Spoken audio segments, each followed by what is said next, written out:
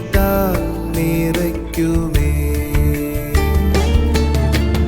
ഈ മഹാവ്യാധിയും നീങ്ങി പോകുമേ. ഈ മഹാവ്യാധിയും നീങ്ങി പോകുമേ. ഭൂമി മുഴുവൻ തേജസ്സാൽ നിറയുമേ. ഭൂമി മുഴുവൻ തേജസ്സാൽ നിറയുമേ. ടി വി പ്രേക്ഷക സംഗമം എറണാകുളത്ത് മെയ് 9 രാവിലെ 10:30 മുതൽ. സ്ഥലം ടൗൺ ഹാൾ, നോർത്ത് റെയിൽവേ സ്റ്റേഷന് സമീപം, എറണാകുളം. ടി വി പ്രേക്ഷക സംഗമം കട്ടപ്പനയിൽ മെയ് 15 രാവിലെ 10:30 മുതൽ. സ്ഥലം Kattappana municipal town hall, Aishwarya തിയേറ്ററിന് സമീപം.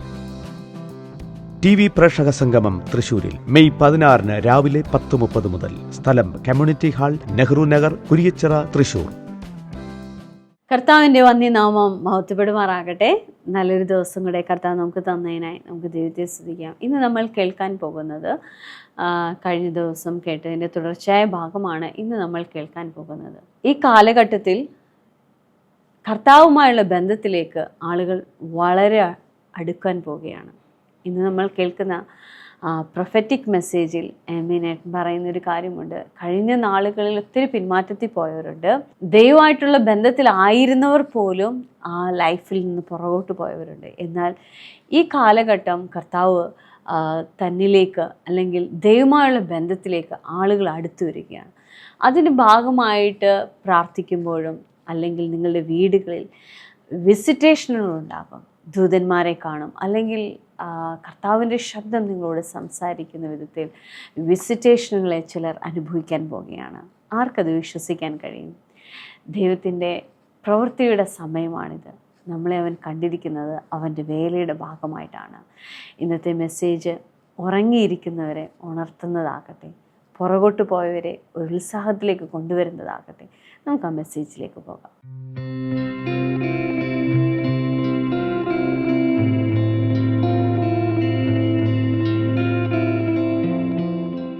വേദപുസ്തകം പറയുന്നു, നമ്മുടെ ഉള്ളിൽ ക്രിസ്തു വസിക്കുന്നു, അല്ലെങ്കിൽ ക്രിസ്തുവിൽ നമ്മൾ വസിക്കുന്നു.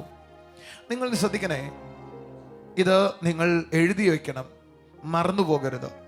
ക്രിസ്തുവിൽ ഞാൻ വസിക്കുന്നു എന്ന ശരിയായ ബോധ്യം നിങ്ങളുടെ അകത്ത് വരുമ്പോൾ, ബൈബിളിൽ പുതിയ നിയമത്തിൽ ദൈവം എല്ലാ അനുഗ്രഹങ്ങളും ഈ ബോധ്യത്തിനകത്താണ് വെച്ചിരിക്കുന്നത്. ഒന്നും കൂടെ ഞാൻ ആവർത്തിക്കാം. ദൈവത്തിൽ ദൈവമക്കൾക്ക് ദൈവം നൽകാൻ പോകുന്ന നൽകിയിരിക്കുന്ന സകല അനുഗ്രഹങ്ങളും, ഉറക്കെ പറ, സകല അനുഗ്രഹങ്ങളും ഏത് ബോധ്യത്തിനകത്താണ് വെച്ചിരിക്കുന്നത്? യേശുവിൽ ഞാനായിരിക്കുന്നു എന്ന ബോധ്യത്തിനകത്താണ് വെച്ചിട്ടുള്ളത്.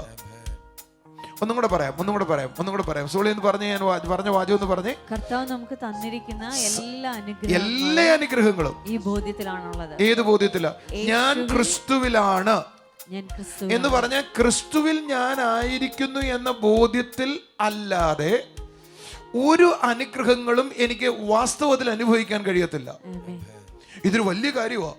അതുകൊണ്ട് പിശാച് എന്നാ ചെയ്യുന്ന, നീ ദൈവത്താൽ അനുഗ്രഹിക്കപ്പെടും എന്ന് പറയുന്നതിൽ അത്ര കുഴപ്പമില്ല, പക്ഷെ ഞാൻ ക്രിസ്തുവിലാണ് എന്ന ബോധ്യത്തിൽ അവൻ വളരാൻ സമ്മതിക്കത്തില്ല. കാരണം ഞാൻ ക്രിസ്തുവിലായിരിക്കുന്നത് കൊണ്ടാണ് ഞാൻ ദൈവത്തിന്റെ അനുഗ്രഹത്തിലായിരിക്കുന്നത്. സല്ലേ, ഞാൻ പറഞ്ഞൊന്ന് പറയാമോ? സകല അനുഗ്രഹങ്ങളും നാം ക്രിസ്തുവിലാണ് എന്നുള്ള എല്ലാ അനുഗ്രഹങ്ങളും എവിടെ വെച്ചിരിക്കുവോ? നാം ക്രിസ്തുവിനകത്താണെന്നുള്ള ക്രിസ്തുവിനകത്താണ് എന്ന ആ ബോധ്യത്തിനകത്ത്, അല്ലെങ്കിൽ ആ സത്യത്തിനകത്താണ് ദൈവം വെച്ചിരിക്കുന്നത്. പക്ഷേ എപ്പോഴെങ്കിലും എനിക്ക് സാമ്പത്തികമായി ഉയർച്ച ദൈവം തരുവേ തീർച്ചയായിട്ടും തരുവേ, സംശയമൊന്നുമില്ല. പക്ഷേ ആ അനുഗ്രഹം വെച്ചിരിക്കുന്നത് ഏത് ബോധ്യത്തിനകത്താ? ഞാൻ ക്രിസ്തുവിനകത്താണ്. ഈ കോഴിമുട്ടയ്ക്കകത്ത് ഉണ്ണി ഇരിക്കുന്നത് പോലെ, ആ വെള്ളക്കരു ഇരിക്കുന്നത് പോലെ ക്രിസ്തുവിലായിരിക്കുന്നവർക്കാണ് ഈ സകലതും ഉള്ളതാ. ഓ, ലവ് യു ജീസസ്. എനിക്ക് തോന്നുന്നില്ല നിങ്ങൾക്ക് എല്ലാവർക്കും അതങ്ങോട്ട് മനസ്സിലായോ. ജസ്റ്റ് ബ്രദറെ മനസ്സിലായോ പറഞ്ഞത്? ഒന്ന് പറയോ എങ്ങനെയാണ്? ചിലപ്പോൾ നമ്മൾ അനുഗ്രഹം അനുഭവിക്കാറുണ്ട്, വീണ്ടും അനുഗ്രഹിക്കപ്പെടും.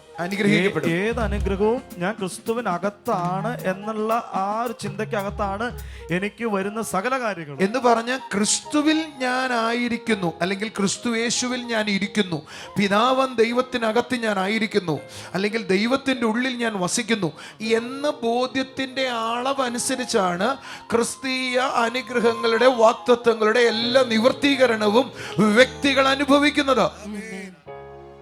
എന്നോട് ആളുകൾ പറയാം, ബ്രദറെ വാഗ്ദത്തങ്ങൾ എന്താ ഞാൻ അനുഭവിക്കാത്തത്? ബ്രദർ അനുഭവിക്കുന്ന കാര്യങ്ങളൊന്നും ഞാൻ അനുഭവിക്കുന്നില്ലല്ലോ, ബ്രദർ അനുഭവിക്കുന്ന കാര്യങ്ങളൊന്നും എനിക്ക് കിട്ടുന്നില്ലല്ലോ. സഹോദര, ഞാൻ പറയാം, നിങ്ങൾ ആരാണ് ക്രിസ്തുവിലെന്ന ബോധ്യമാണ് ആദ്യം നിനക്കുണ്ടാകേണ്ടത്. നീ ക്രിസ്തുവിനെ സ്വീകരിച്ചുവെന്നും ക്രിസ്തുവിൽ നിങ്ങളായിരിക്കുന്നുവെന്നും ആ ബോധ്യത്തിനകത്ത് നിന്നുകൊണ്ട് മാത്രമേ സകല അനുഗ്രഹങ്ങളും പ്രാപിക്കാൻ കഴിയത്തുള്ളൂ.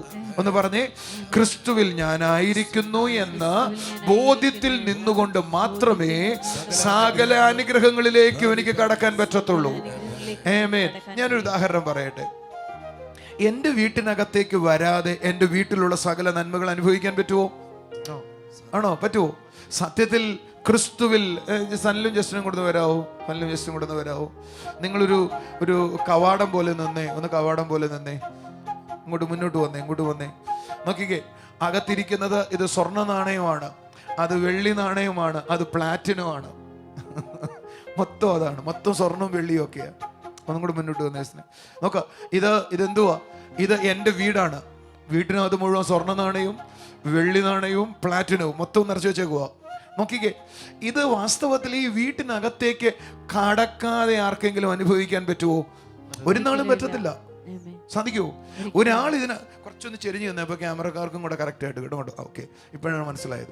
ഇതിനകത്തേക്ക് കയറാതെ, ഇതിനകത്ത് സത്യത്തിൽ നമ്മൾ എന്നാ ചെയ്യുന്നതെന്നറിയോ? നമ്മളിപ്പോൾ പറയുന്നത് ആ വെള്ളി എനിക്കുള്ളതാ, ആ പൊന്ന് എനിക്കുള്ളതാ, ആ പ്ലാറ്റിന എനിക്കുള്ളതാ നമ്മൾ പറയും. പക്ഷെ നമ്മൾ ഏതിനകത്താണെന്നുള്ള ബോധ്യത്തില്ല. നമ്മുടെ ഇതിനകത്ത് എന്ന ഈ അകത്ത് നിൽക്കുമ്പോൾ സകലതും എനിക്ക് സാധ്യമാണ്. ഒന്ന് കൈയടിച്ചു നേമീൻ പറഞ്ഞ് നിങ്ങളുടെ കൈ കഴിക്കുന്നു താഴ്ത്തി കിട്ടോ? ഒന്ന് ശ്രദ്ധിച്ചേസിനെ, ഇത് നമുക്ക് മനസ്സിലാവുന്ന കാര്യമല്ല. ഒന്നും കൂടെ വായിക്കാൻ നോക്കാം, ആ കാര്യം ഒന്ന് ചിന്തിക്കുക, ഒന്നും കാര്യം ചെയ്ത് നിങ്ങൾ നോക്കുക. അപ്പോൾ നമ്മൾ ഇവിടെ നിന്നുകൊണ്ട് പറയോ, ഈ വെള്ളി എനിക്കുള്ളതാ, പൊന്നെനിക്കുള്ളതാ, പക്ഷെ എന്തനുഭവിക്കാൻ പറ്റുന്നില്ല? ബ്രദറെ, ഞാൻ മാത്രം എന്താ ഒന്നും അനുഭവിക്കാത്തേ? അതിനകത്ത് ആദ്യം അനുഭവിക്കണമെങ്കിൽ ആദ്യം എന്ത് ചെയ്യണം? നീ അതിനകത്ത് കയറണം. ഏതിനകത്ത് കയറണം ജസ്നെ? ക്രിസ്തുവിൽ. ഞാൻ രക്ഷിക്കപ്പെട്ടപ്പോൾ സംഭവിച്ചത്, ഞാൻ യേശുവിനെ സ്വീകരിച്ചു, ദൈവത്തെ സ്വീകരിച്ചു. ഞാൻ അന്നു മുതൽ ആ ക്രിസ്തുവിലായിരിക്കുകയാണ്. ഒന്ന് കൈയടിച്ചോടെ ഹല്ലേലൂയ പറ, ചേർന്ന് ഹല്ലേലൂയ പറ. ഒന്ന് കൈയടിച്ചോണ്ട് പറഞ്ഞേ, ഞാൻ ക്രിസ്തുവിലായിരിക്കുമ്പോഴാണ് സകല അനുഗ്രഹങ്ങളും എനിക്ക് അനുഭവിക്കാൻ പറ്റുന്നത്. ഒന്നും കൂടെ പറയാ സോളി, ഞാൻ ക്രിസ്തുവിലായിരിക്കുമ്പോഴാണ്. ഞാൻ എന്റെ മനസാക്ഷിയിൽ നിന്ന് ചോദിക്കട്ടെ ജസ്നെ, നിങ്ങളുടെ ഉള്ളിലുണ്ടോ ഞാൻ ക്രിസ്തുവിലാണെന്നുള്ള ചിന്ത? അതോ എന്നെ ദൈവം സാമ്പത്തികമായിട്ട് ഉയർത്തുമെന്ന ചിന്തയാണോ? ഏതാ കൂടുതൽ ഭരിക്കുന്നത്? ക്രിസ്തു എന്ന ചിന്തയല്ല, ശരിക്കും കർത്താവിനെ അനുഗ്രഹിക്കും. സോളി, നിന്റെ ഉള്ളിൽ എങ്ങനെയാ? ക്രിസ്തുവിലാണ് എന്ന ബോധ്യമാണോ എന്നെ ഭരിക്കുന്നത്? എന്നെ ദൈവം ഉയർത്തും എന്നുള്ള ബോധ്യമാണോ ഭരിക്കുന്നത്? കണ്ടോ? പക്ഷെ ആരാണ് ഉയരപ്പെടുന്നത് ചോദിച്ചാൽ, ആരാണോ ക്രിസ്തുവിൽ ആയിരിക്കുന്നത് എന്ന അവയർനെസ് ജീവിക്കുന്നവരാ ഉയരുന്നത്. ഓ, ലവ് യു ജീസസ്. എനിക്ക് കുറച്ചൊക്കെ നിങ്ങൾക്ക് മനസ്സിലായെന്ന് തോന്നുന്നേ.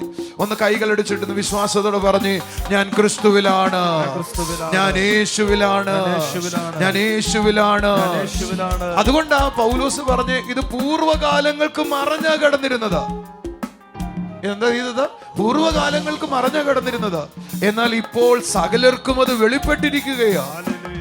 ആമേൻ. ഒരു നല്ല ആമേൻ പറഞ്ഞാട്ടെ, ശബ്ദയോർത്തി ഹല്ലേലൂയ പറഞ്ഞാട്ടെ. ഞാനൊരു ഉദാഹരണം പറയാം. പഴയ കാലത്ത് ഇസ്രായേൽ ജനത്തിന്റെ ഇടയിൽ സമാഗമന കൂടാരം ഉണ്ടായിരുന്നു. കുറച്ചും കൂടെ നന്നായി പറഞ്ഞ, ദൈവം വസിക്കുന്ന ഒരു പെട്ടകം ഉണ്ടായിരുന്നു. വേദവസം പറയുന്നത് 1 ശമൂവേൽ 4-ാം അധ്യായം വായിക്കുന്നത് ഇങ്ങനെയാ, പെട്ടകം പിടിക്കപ്പെട്ടപ്പോ വേദവസം പറയുന്നത് ഇങ്ങനെയാ, ഇസ്രായേലിൽ നിന്ന് ദൈവത്തിന്റെ മഹത്വം പോയി എന്നവൾ പറഞ്ഞു. എന്റെ കൂടെ ഉണ്ടെങ്കിൽ ഹല്ലേലൂയ പറയാവോ? എന്ന് പറഞ്ഞാൽ ആ പെട്ടകമായിരുന്നു വാസ്തവത്തിൽ ഇസ്രായേലിന്റെ ബ്ലെസ്സിങ് എന്ന് പറയുന്നത്. ഒരു നല്ല ഹല്ലേലൂയ പറഞ്ഞാട്ടെ. കുറച്ചും കൂടെ നന്നായി പറഞ്ഞ, ദൈവം അവരുടെ ഉള്ളിൽ, അല്ലെങ്കിൽ ദൈവം അവരുടെ ഇടയിൽ വസിച്ചതായിരുന്നു അവരുടെ അനുഗ്രഹത്തിന്റെ എല്ലാ റീസൺ എന്ന് പറയുന്നത്. അവരുടെ ഇടയിൽ ദൈവം വസിച്ചതായിരുന്നു റീസൺ. ഫിലിസ്തീനോട് ചോദിക്കാം, ഫിലിസ്തീനെ നിങ്ങൾ എന്താ ഭയപ്പെടുന്നത്?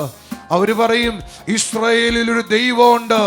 ഇസ്രായേലിലെ ആൾക്കാരെയാണോ പേടിക്കുന്നത്? അവർ പറയും, അല്ലല്ല, അവരെയൊന്നും ഞങ്ങൾക്ക് പേടിയില്ല. പക്ഷേ അവർക്ക് വേണ്ടി വേറൊരുവനാ യുദ്ധം ചെയ്യുന്നത്, അവരെയാ ഞങ്ങൾക്ക് പേടിയുള്ളത്. ഓ, ഒന്ന് കൈ അടിച്ചൂടെ ആമേൻ പറ. ഫിലിസ്തീനെ നിങ്ങൾക്ക് ആരെയാ പേടി? ആരെയാ പേടിയത്? ഓ, പേടി ആരെയാന്ന് ചോദിച്ചാൽ അവര് പറയും, ഞങ്ങൾക്ക് ഇസ്രായേലിനെ ഒന്നും പേടിയില്ല, പക്ഷെ അവരുടെ ഇടയിലുള്ള കർത്താവിനെ പേടിയാണ്. അവരുടെ ഇടയിലുള്ള കർത്താവിനെ പേടിയാണ്. കാര്യം എന്നാന്നറിയോ? ഒരിക്കൽ ഫിലിസ്തീന് തന്റെ സമാഗമൻ അല്ലെങ്കിൽ പെട്ടകം പിടിച്ചുകൊണ്ടുപോയി. ദാഗോൻ എന്ന് വിളിക്കുന്ന ഒരു സ്ഥലത്ത് അവന്റെ പെട്ടകം കൊണ്ടുവച്ചു. വേദപുസ്തകം പറയുന്നത് പിറ്റേ ദിവസം എഴുന്നേറ്റപ്പോ ദാഗോൻ കമിഴ്ന്നു വീണ് കിടക്കുന്നതും അവന്റെ കൈ ഒടിഞ്ഞു പോയിരിക്കുന്നതും കണ്ടു. അടുത്ത വാചകം അതിനെ പൂജിക്കുന്ന അല്ലെങ്കിൽ ആ സ്ഥലത്തുള്ള ആളുകൾ ഇങ്ങനെ പറഞ്ഞത്, വേദപുസ്തകം പറയുന്നത്, ദാഗോന്റെ മേൽ ഇസ്രായേൽ ദൈവത്തിന്റെ കൈ ഭാരമായിരിക്കുകയാണ്. എന്റെ കൂടെ ഉണ്ടെങ്കിൽ ഹല്ലേലൂയ പറയാവോ? കുറച്ചും കൂടെ നന്നായി പറഞ്ഞാൽ ഇസ്രായേലിന്റെ നടുവിൽ ദൈവം വസിച്ചതായിരുന്നു അവരുടെ അനുഗ്രഹത്തിന്റെ കാരണം. എന്നാൽ ദൈവം പുതിയ നിയമത്തിലേക്ക് വന്നപ്പോ ദൈവം ഒരു തീരുമാനം എടുത്തു, ഞാൻ ആളുകളുടെ നടുവിലല്ല വസിക്കാൻ പോകുന്നത്, ആരെന്നെ വിശ്വസിക്കുന്നു അവരുടെ ഉള്ളിൽ വസിക്കാൻ പോകുകയാ. ആമേൻ, ആമേൻ, ഹല്ലേലൂയ. ഒന്ന് ഉറക്കെ ഹല്ലേലൂയ പറഞ്ഞ്, ആരെന്നെ വിശ്വസിക്കുന്നു അവരുടെ ഉള്ളിൽ വസിക്കാൻ പോകുക. നോക്ക, നിങ്ങൾ ആരെങ്കിലും എന്റെ കർത്താവിനെ വിശ്വസിക്കുന്നുവെങ്കിൽ ആ നിമിഷം അവൻ നിങ്ങളുടെ ഉള്ളിൽ വാസം ചെയ്യും. ആ നിമിഷം അവന്റെ ഉള്ളിൽ നിങ്ങൾ വാസം ചെയ്യും. അവിടെയാണ് അത്ഭുതങ്ങൾ തുടങ്ങുന്നത്. സത്യത്തിൽ എനിക്ക് തോന്നുന്നത് ദൈവം എന്റെ ഉള്ളിൽ വസിക്കുന്നത് തന്നെ അത്ഭുതമാണ്.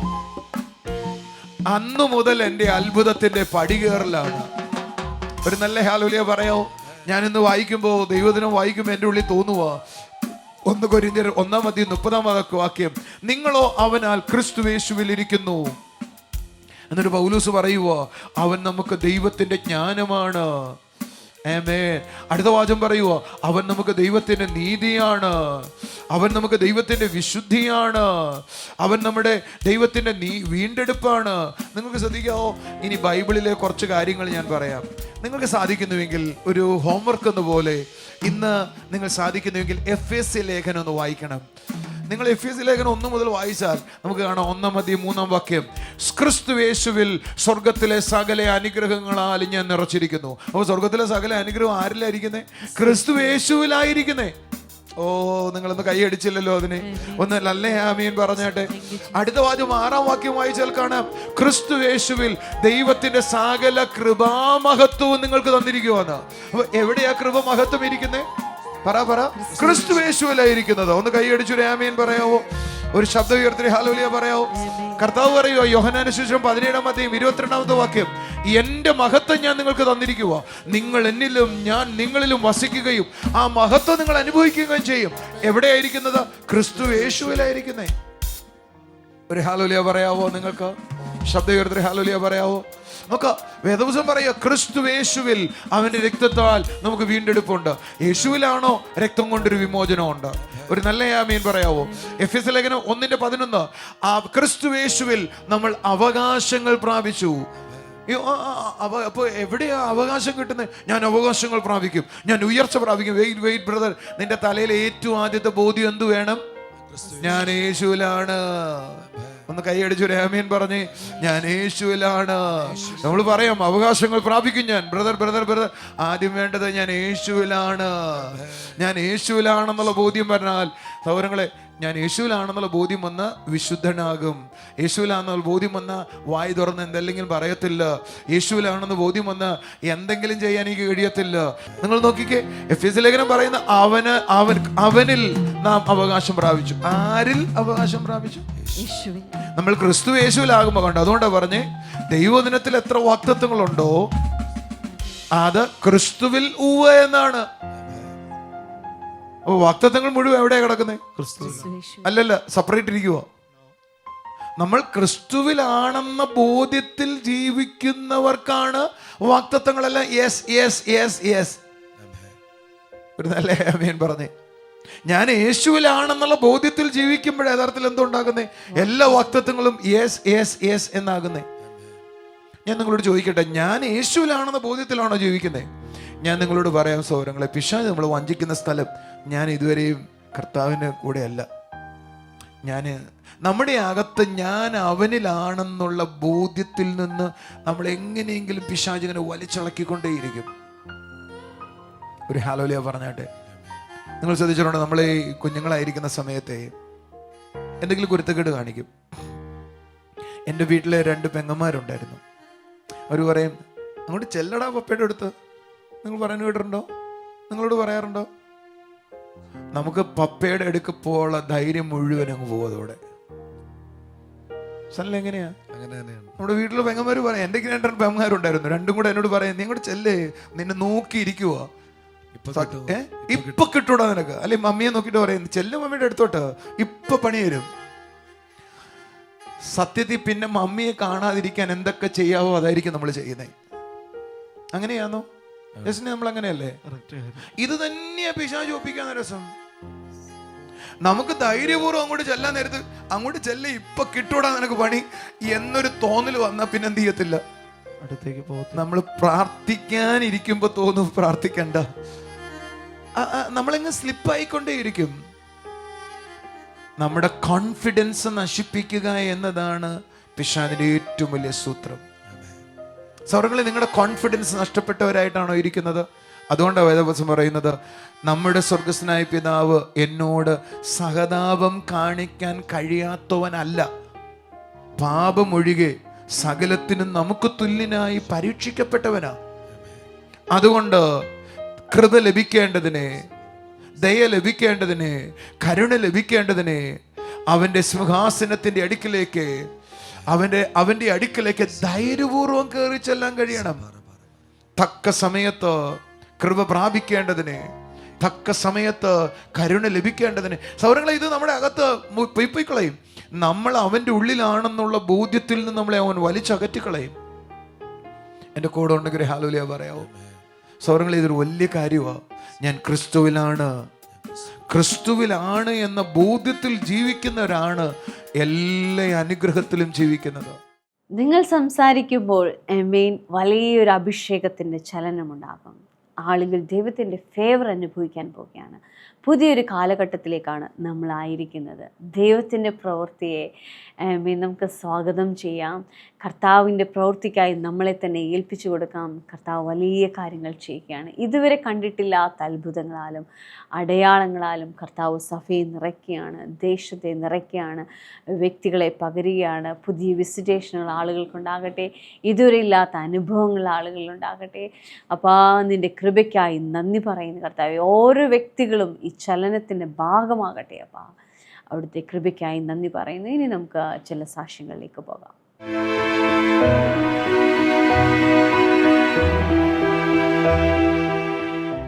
ബ്രദറെ, സെപ്റ്റംബർ മാസം ഡെലിവറൻസ് മീറ്റിംഗിൽ പങ്കെടുത്തപ്പോൾ 20 വർഷമായി ആന്റിയുടെ ശരീരത്തിൽ ഉണ്ടായിരുന്ന ബുദ്ധിമുട്ട് കർത്താവ് പരിപൂർണമായി മാറ്റിയ ഒരു അത്ഭുത സാക്ഷിയാണ്. സെപ്റ്റംബറിലെ കഴിഞ്ഞ ആഴ്ചത്തെ ഡെലിവറൻസ് ക്യാമ്പിൽ 20 കൊല്ലമായിരുന്ന പ്രശ്നത്തിൽ നിന്ന് വിടുതൽ കിട്ടി. ആന്റിയുടെ പേര് ശോഭന എന്നാണ്. നെട്ടയം എന്ന സ്ഥലത്ത് നിന്ന് വരുന്നു.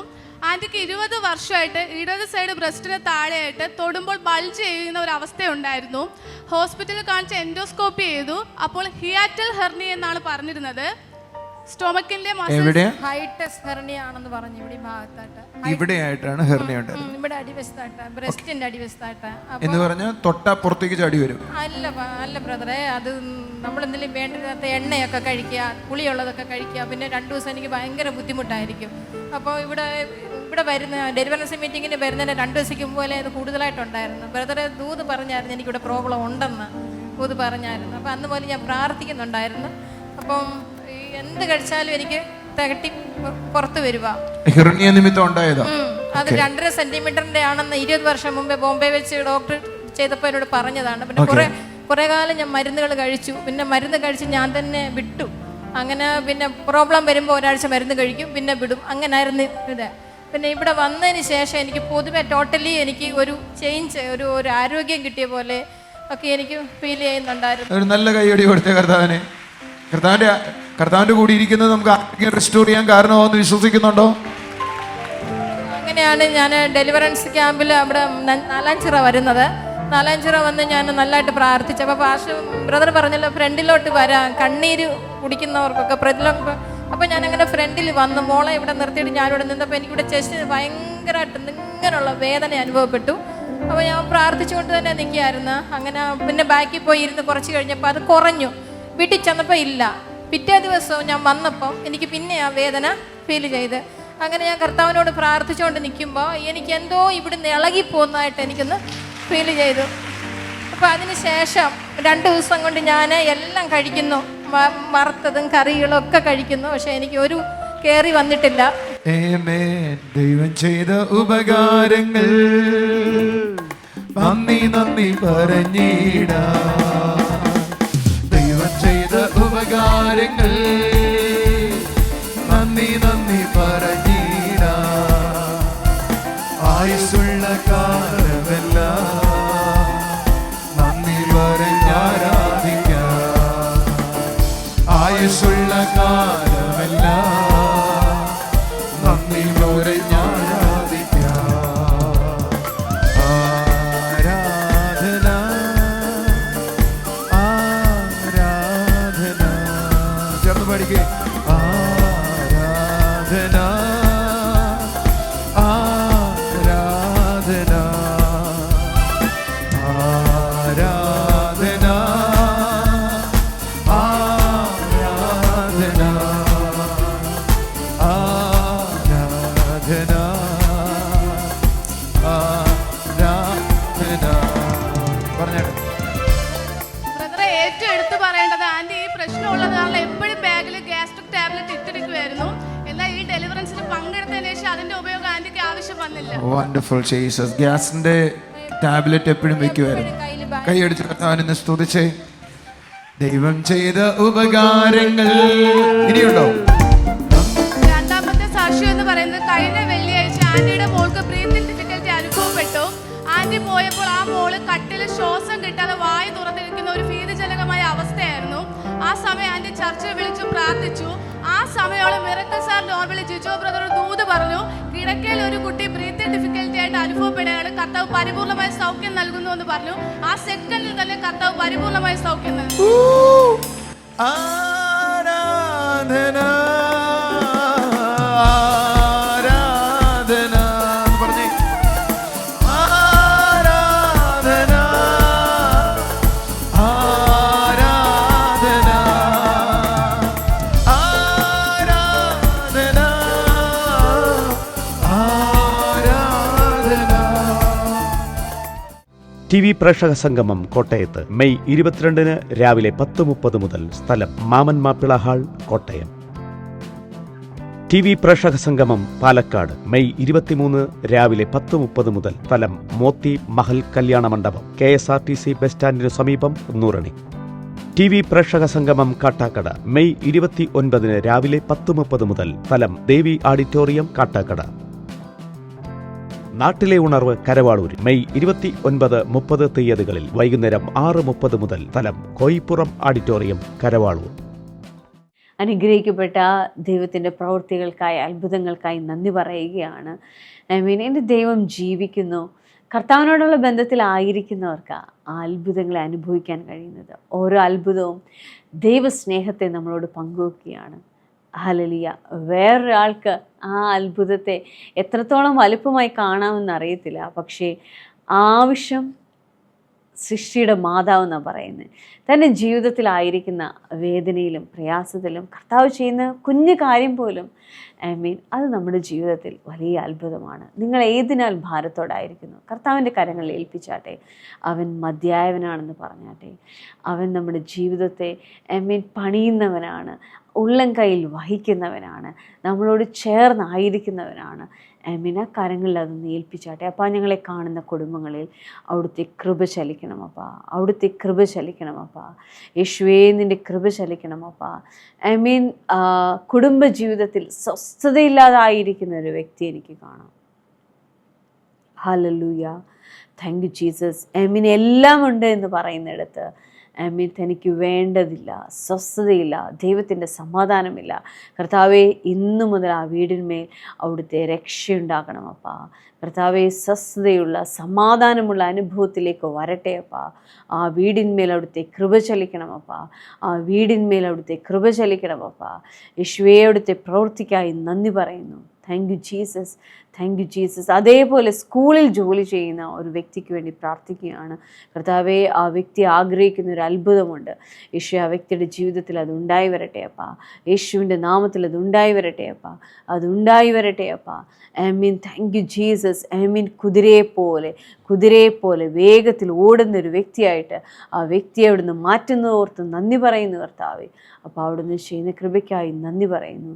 Thank you Jesus. ഞങ്ങളെ കാണുന്ന ഓരോ കുടുംബങ്ങളിലും കർത്താവിൻ്റെ സമാധാനവും സാന്നിധ്യവും നിറവും കർത്താവെ ഇത് ചലിക്കട്ടെ അപ്പാ, ചലിക്കട്ടെ അപ്പാ. ഓരോ പ്രാവശ്യവും ദൈവജനം കേൾക്കുമ്പോൾ അത് തങ്ങളുടെ ഭവനത്തെ പണിയട്ടെ അപ്പാ, സ്ഥിതികളെ മാറ്റട്ടെ അപ്പാ. അവിടുന്ന് ചെയ്യുന്ന കൃപയ്ക്കായി സ്തോത്രം. സ്വർഗീയ പിതാവേ, അവിടുന്ന് ഞങ്ങളുടെ പ്രാർത്ഥന കേട്ടതിനായി സ്തോത്രം. യേശുവിൻ്റെ നാമത്തിൽ തന്നെ ആമീൻ. ആമീൻ. കർത്താവിൻ്റെ നിറവിൽ നമുക്ക് ഓരോരുത്തർക്കും ആയിരിക്കാം, ആ സ്നേഹത്തിലായിരിക്കാം. God bless you. ആമീൻ.